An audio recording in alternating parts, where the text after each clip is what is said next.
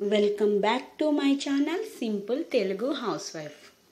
ఈరోజు నేను వెజిటబుల్స్ ఆకుకూరలు రెండు స్టోరేజ్ ఎలా చేసుకోవాలో మీకు చూపిస్తాను. అందరికీ hi, thank you so much.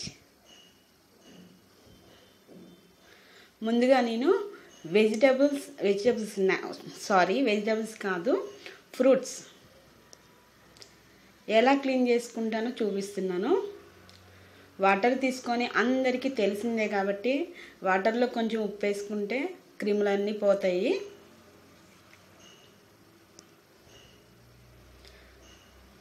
నేను యాపిల్స్ సీజన్ని బట్టి బొబ్బాస్కాయలు స్టోర్ చేసుకుంటాను. ఒక్కొక్క వారం ఒక్కొక్క ఫ్రూట్ నేను తెచ్చుకుంటాను. ఏదైనా రెండు అయితే ఫ్రూట్స్ మేము కంపల్సరీ తెచ్చుకుంటాను వారానికి. క్యారెట్స్ అన్నీ నీట్గా ఇలా కడిగేసేసుకుంటే క్యారెట్స్ కూడా నేను ఎక్కువగానే తెప్పిస్తానండి.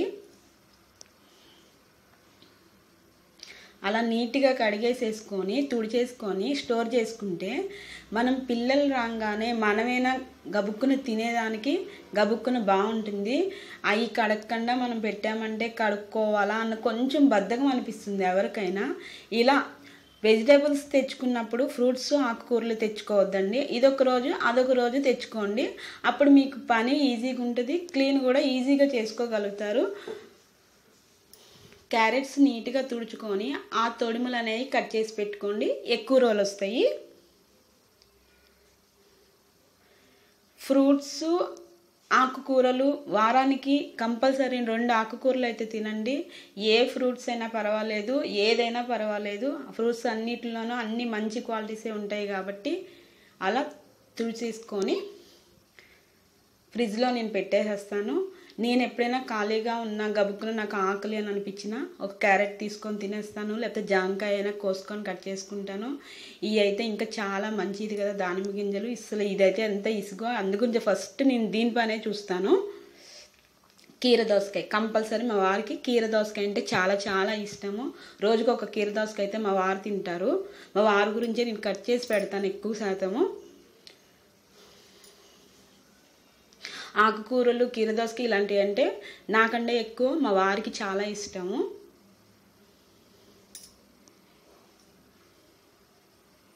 ఇలా నీట్గా క్లీన్ చేసేసుకొని పెట్టేసేసామంటే ఫ్రిడ్జ్లో మనకి 2 రోజులు 3 రోజులు కీరదోసకాయ అయితే కొంచెం ముక్కలు కోసుకొని తొందరగానే అయిపోతాయి నాకు. ఏ ఫ్రూట్ అయినా యాపిల్స్ కానీ ద్రాక్ష కానీ పప్పాయి కానీ ఇంకా ఆరెంజ్ కానీ ఏదైనా మనకి నచ్చిన 2 అయితే వారానికి తినండి, బాగుంటుంది. మనకి చాలా ఫేస్లో గ్లో వస్తుంది, మన ఒంటికి కూడా చాలా మంచిది.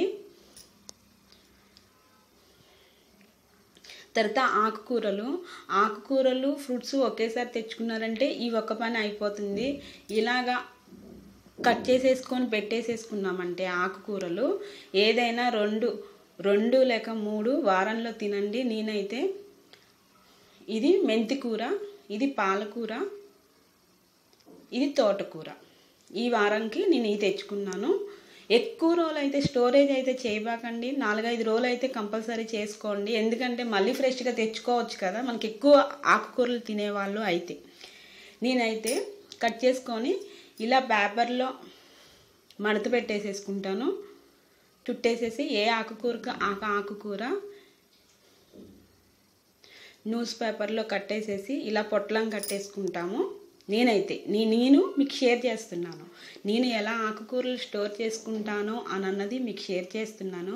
మీకు నచ్చినట్టయితే ఇలా స్టోర్ చేసుకోవడానికి మీకు ఈజీగా ఉంటుందని నేను చెప్తున్నాను అంతే. మీకు ఇదే పని వచ్చేటైతే ఓకే, నో ప్రాబ్లం. నీవే చెప్పాలనేది ఏం కాదు. నా స్టోరేజ్ని మీతో నేను షేర్ చేసుకుంటున్నాను. ఇలా పాలిథిన్ కవర్లో ఈ 3 ఆకుకూరలు పెట్టేసుకున్నామంటే మనం వండేటప్పుడు నీటిలో వేసి కడుక్కొని వండేసేదానికి ఈజీగా ఉంటుంది. అప్పటికప్పుడు కట్ చేసుకునే కంటే ఫ్రిడ్జ్లో స్టోరేజ్ అయితే చేసేసేస్తున్నాను.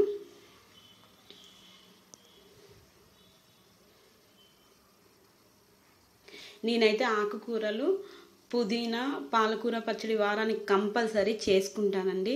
ఈ వీడియో నచ్చినట్టయితే లైక్ చేయండి, షేర్ చేయండి, సబ్స్క్రైబ్ చేసుకోండి. Thank you so much. Bye.